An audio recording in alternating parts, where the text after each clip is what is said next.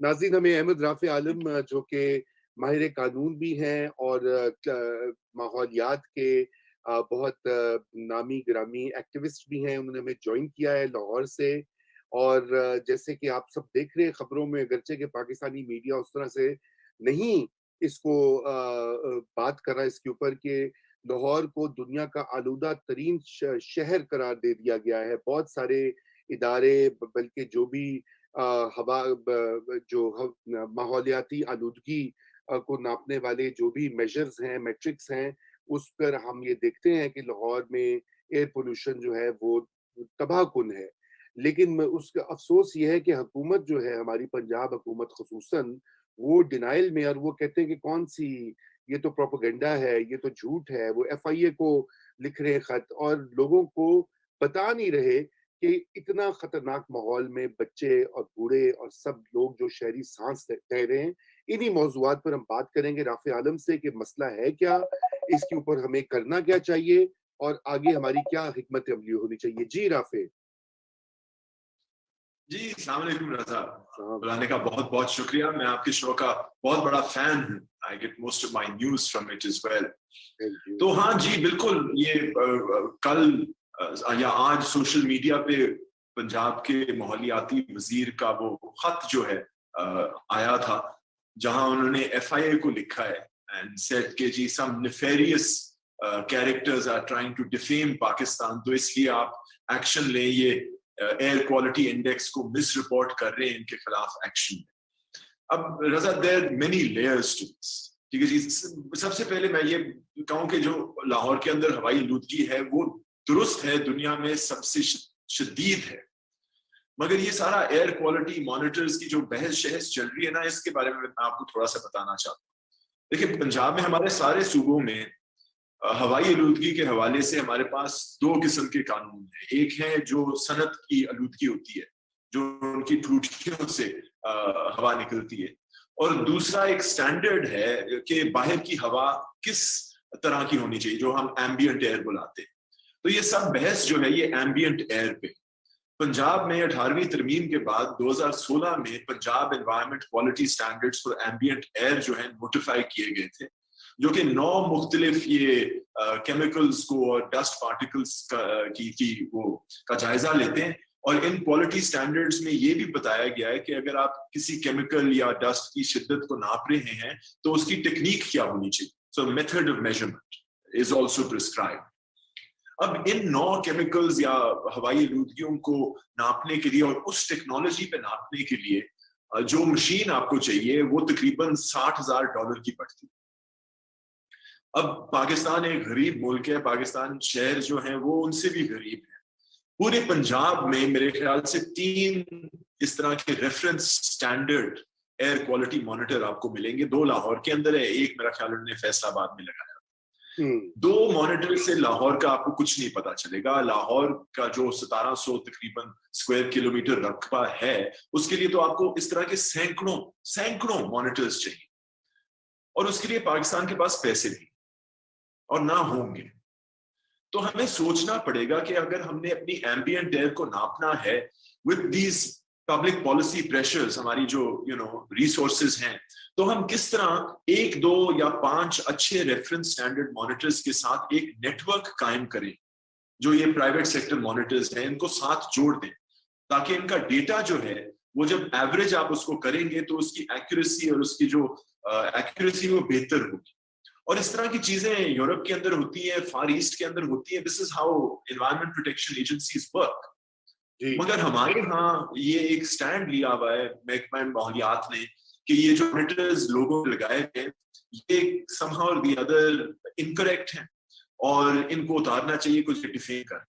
ये बहुत बड़ी डिससर्विस है, बिकॉज पब्लिक को फिर पता नहीं चलता कि ये आलूदगी कितनी जहरीली है इनकी।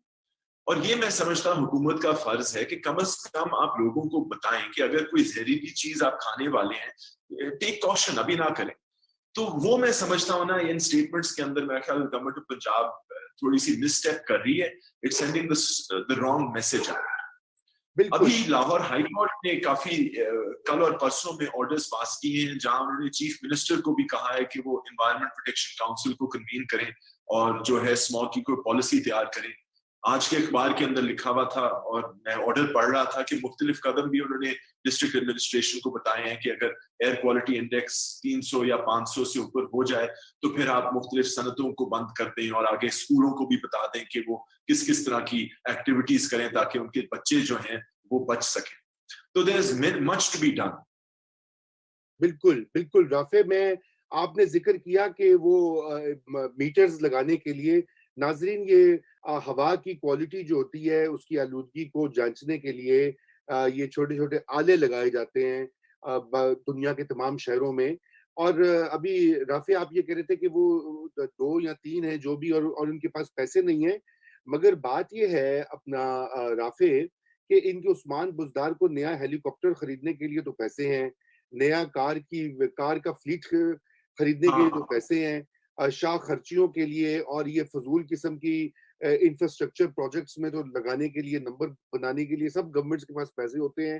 لیکن یہ جو شہریوں کی سب سے بنیادی، دیکھیے صاف ہوا ایک انسانی حق ہے، مطلب آئین قانون سے جس طرح آپ کی رائٹ ٹو لائف ہے، زندگی کا حق جو ہے وہ آپ کا آئین گارنٹی کرتا ہے. اور میں یہ آپ کو الجزیرہ میں آج ایک کہانی چھپی تھی کہ جس میں انہوں نے سوئس اتھارٹیز کو یہی لاہور کی آلودگی پہ ذکر کیا، تو اس میں ایک کوٹ ایک دکاندار اکرام احمد نے کہا کہ ہم صرف حکومت سے آلودگی قابو پانے کی اپیل ہی کر سکتے ہیں. میں پڑھا لکھا آدمی نہیں ہوں، لیکن میں نے پڑھا ہے کہ لاہور کی ہوا کا معیار سب سے خراب ہے اور پھر ہندوستان کے شہر دہلی کا نمبر آتا ہے. اگر ایسا ہی ہوتا رہا تو ہم مر جائیں گے، ان کوٹ. اب دیکھیں لوگوں میں بھی یہ بنیادی شعور جو ہے رافع وہ آ رہا ہے کہ وہ یہ سمجھ رہے ہیں کہ یہ بار بار اس کو جو بھی میڈیا کا سیکشن ہائی لائٹ کر رہا ہے تو لوگ یہ دیکھ رہے ہیں کہ جو ماحولیاتی رضا میں آپ کی قدم کلامی معاف، لیکن میں بتانا چاہتا ہوں کہ میں چونکہ ماحولیاتی وکیل ہوں اور کبھی کبھی تھوڑی سی ایکٹیویزم بھی کر لیتا ہوں. بال چٹے ہو گئے، اب میرا خیال یہ الفاظ گندا لگتا ہے اس عمر میں ایکٹیوسٹ، مگر بڑی عمر سے ہم چاہتے تھے کہ کوئی سیاسی پارٹی، ہماری جو سیاست ہے اس کے اندر ماحول اور موسمی تبدیلی کے جو موضوع ہیں وہ ڈسکس ہوئے جائیں. اور پھر دیکھیں 2013 کے الیکشن میں بلین ٹری سونامی، اور 2018 میں ایک آپ کو سیاسی پارٹی ملی جس نے ماحولیاتی ایک پروجیکٹ کو اپنا بلورک بنایا الیکشن کے لیے، اس کو لیوریج کیا ووٹس کے لیے. تو ہم بڑے خوش تھے. مگر be careful what you wish for، because اب ایک قسم کا جو ہے ماحول وہ اب سیاسی ہو گیا ہے. اب دیکھیں ایک قسم کی فریم ورک یا ایک قسم کی position government of Punjab, government of Pakistan لیتی ہے، وہ کچھ ایسی ہے کہ جی دیکھیں پاکستان میں اتنی آلودگی نہیں ہے، یہ مسئلہ جو ہے یہ ڈیولپڈ کنٹریز کا ہے.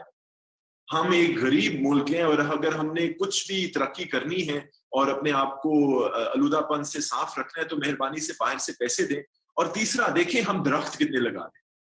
تو اس پوزیشن سے پھر ایک پرسپشن کریٹ ہوتا ہے کہ یہ مسئلہ ہمارا نہیں ہے اور یہ مسئلہ کسی اور سے حل کیا جائے گا یا کسی اور کے پیسوں سے حل کیا جائے گا. اور کچھ ایسا ہی میرے خیال سے گورنمنٹ آف پنجاب نے پچھلے 6-7 سال کے اندر کیا. آپ کو یاد ہوگا کہ یہ اسموگ جو ہے یہ کل پرسوں کی بات نہیں ہے. 2016 میں پہلا لاہور کا اسموگ سلسلہ چلا تھا جہاں کسی کو سمجھ نہیں آئی کہ ہوا کیا تھا. وہ اسموگ کا ایونٹ آیا اور گزرا، لوگ اپنی لانگ ڈرائیوز کے لیے جا رہے تھے، وہ سمجھے کہ اچانک فوگ آ گئی ہے، وہ ایک رومانٹک ڈرائیو کے لیے چلے. رات کو مجھے فون آ رہے تھے، لوگ کھانس کے کہہ رہے تھے کہ یہ کیا ہو رہا ہے.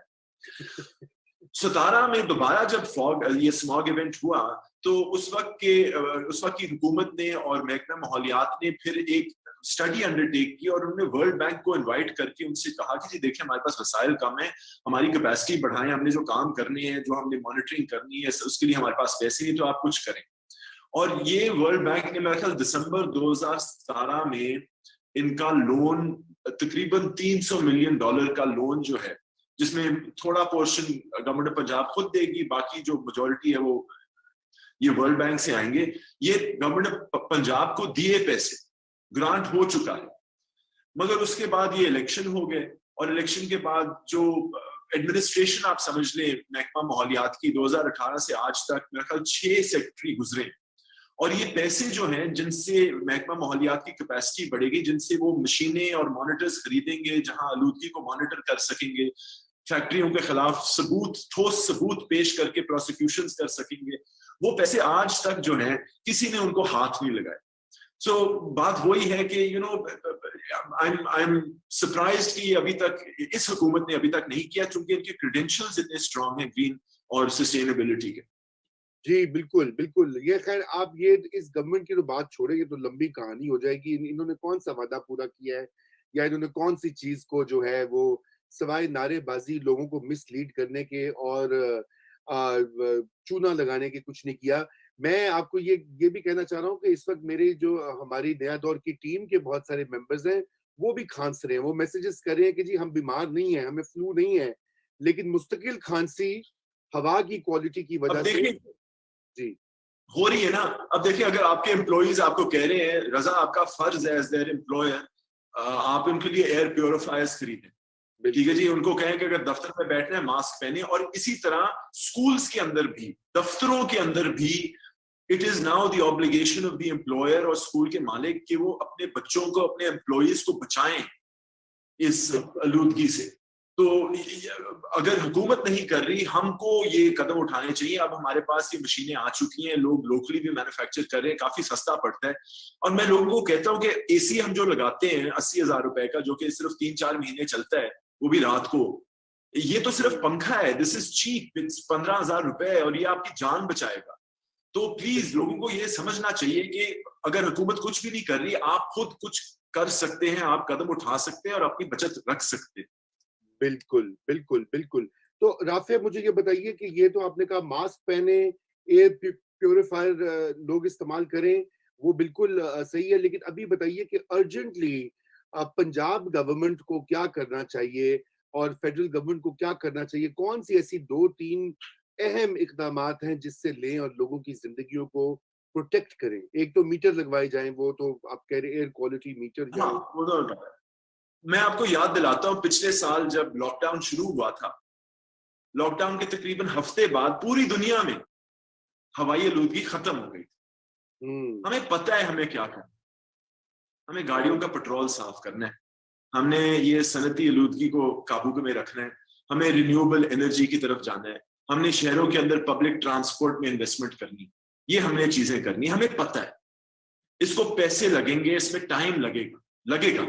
یہ سڑکیں اچانک نہیں ختم ہوگی, پبلک ٹرانسپورٹ اچانک نہیں آئے گا, رینیوبل انرجی کا انفراسٹرکچر اوور نائٹ نہیں پہنچے گا.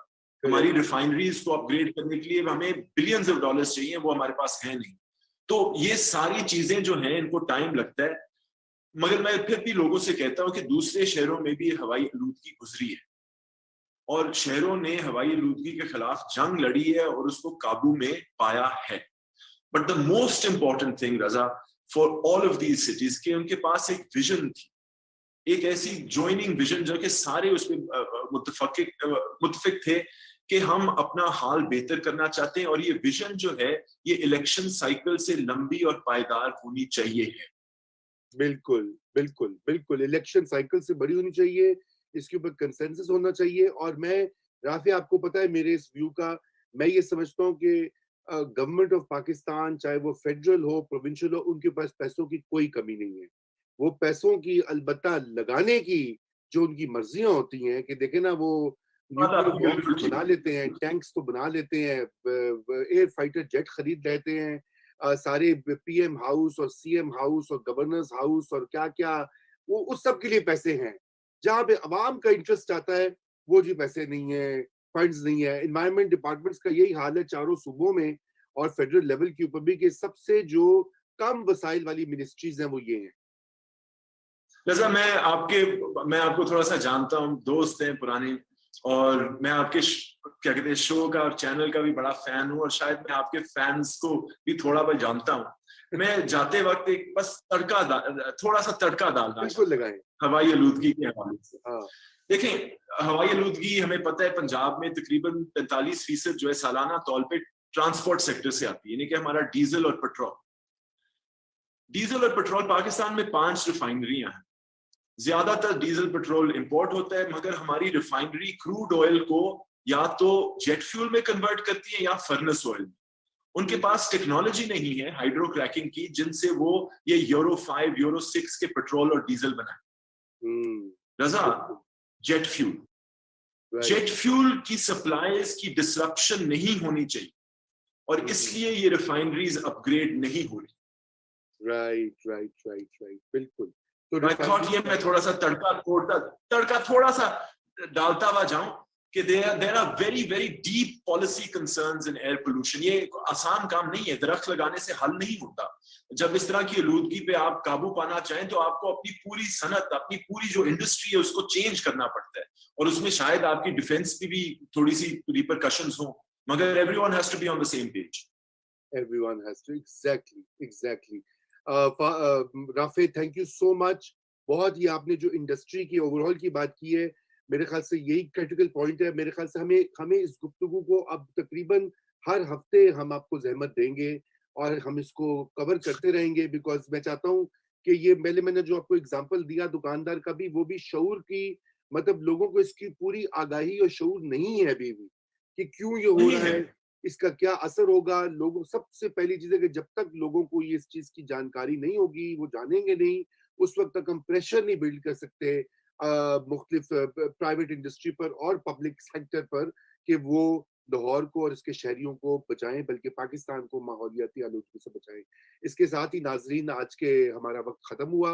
राफे, आपका बहुत शुक्रिया और इंशाल्लाह अगले हफ्ते आपसे फिर मुलाकात होगी।